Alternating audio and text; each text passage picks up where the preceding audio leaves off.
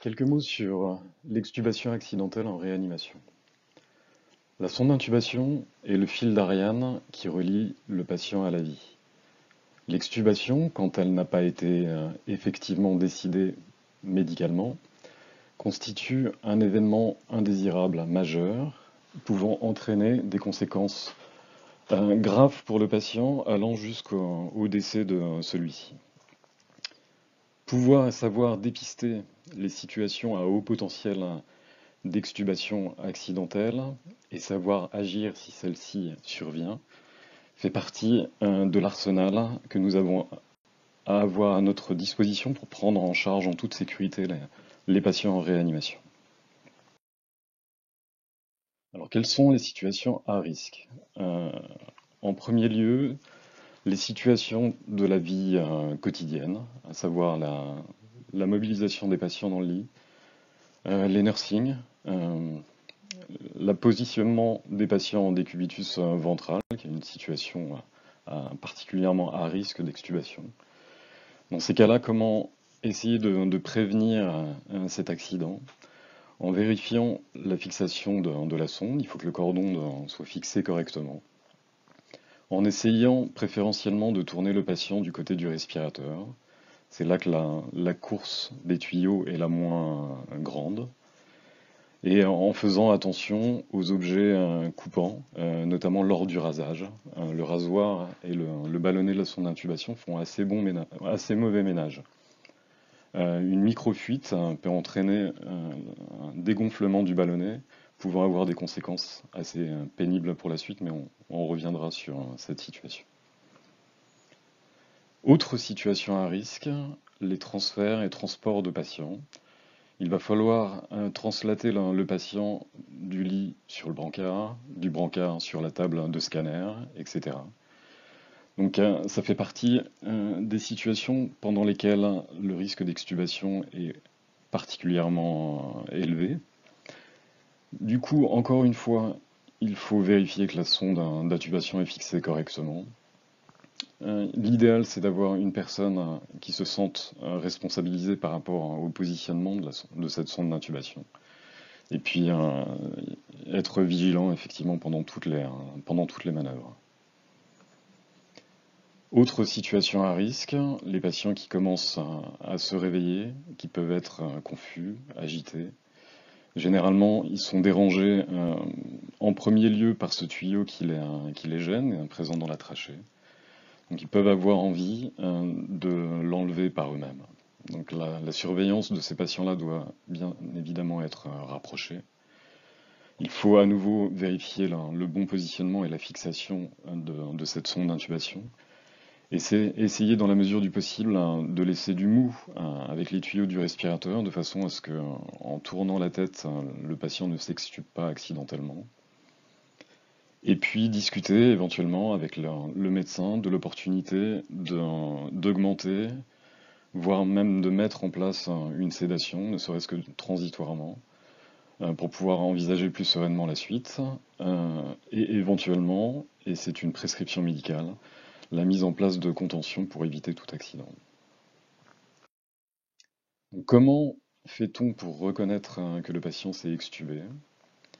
Donc le premier cas, et c'est sans doute le plus simple, c'est quand la sonde d'intubation est complètement ressortie, c'est-à-dire qu'on voit le ballonnet à l'extérieur de la bouche du patient, voire dans la bouche du patient.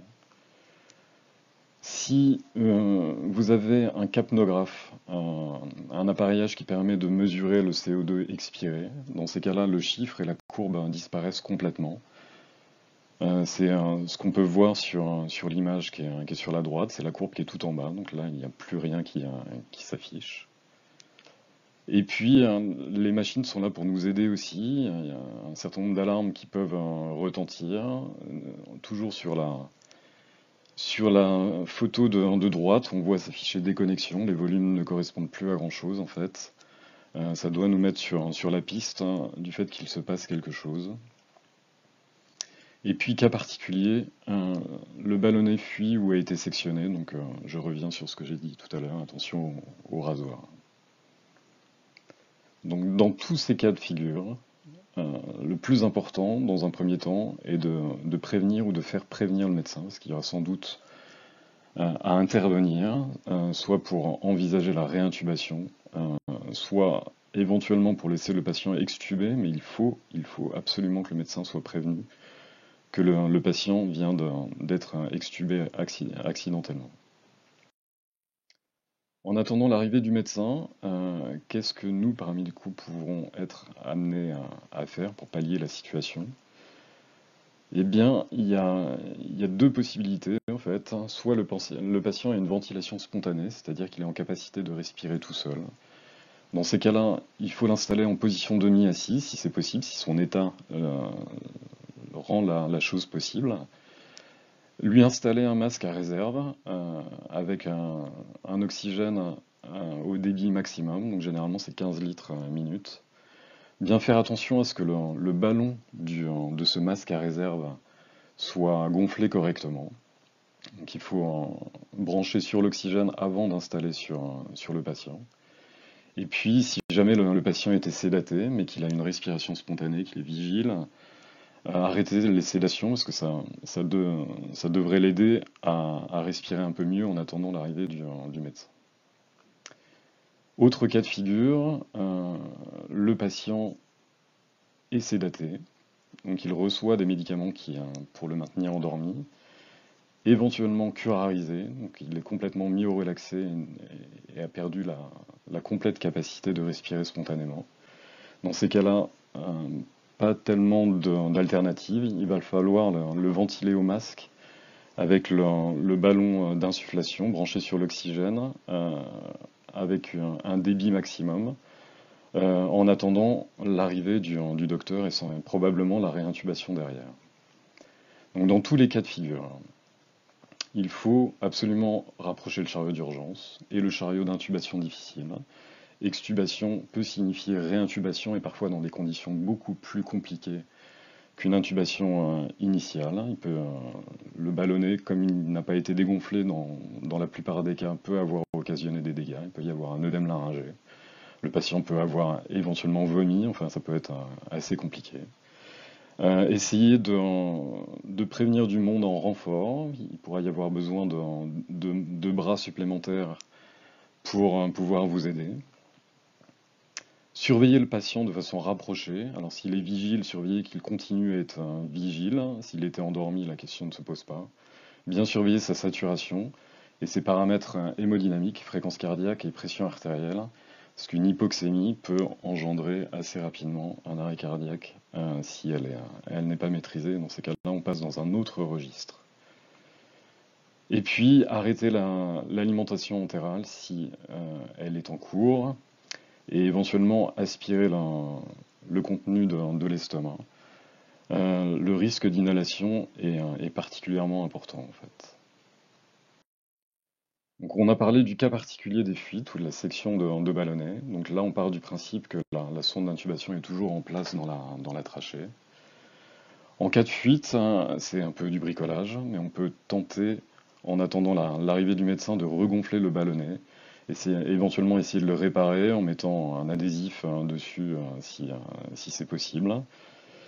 Et si le ballonnet était complètement sectionné, dans ces cas-là, pas tellement d'alternatives, autant mettre le patient en FiO2 maximum, donc à 100% sur son respirateur, de façon à ce que l'oxygénation soit maximale pour éviter les soucis.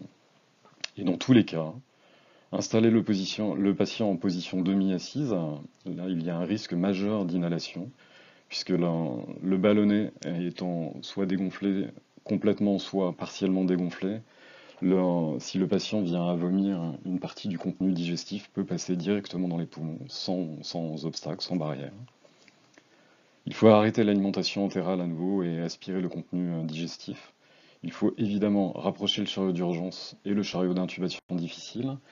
Et il sera probablement, si le patient n'est pas en capacité d'être extubé et de respirer par ses propres moyens, pratiquer un changement de sonde sur un guide échangeur dit de Cook, en fait, c'est la marque Cook, qui va permettre, en glissant le guide dans la sonde d'intubation, de pouvoir extuber le patient et réintuber le patient directement sur ce guide-là. Et puis à nouveau, procéder à une surveillance rapprochée des paramètres vitaux, donc la saturation, la fréquence cardiaque, la pression artérielle. Je ne reviens pas sur ce que j'ai dit dans la diapositive précédente. Quelques aides cognitives et mémos mis à disposition par la SFAR que vous pourrez trouver sur le site de la Société française d'anesthésie et réanimation. Donc celui de gauche est une aide cognitive qui a trait à l'extubation accidentelle et rappelle un certain nombre de points, et notamment des points médicaux qui pourront vous aider, vous orienter en fait.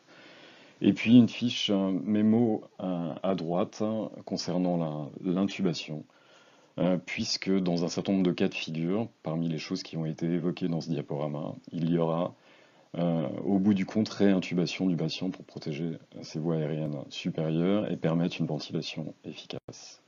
Merci de votre attention.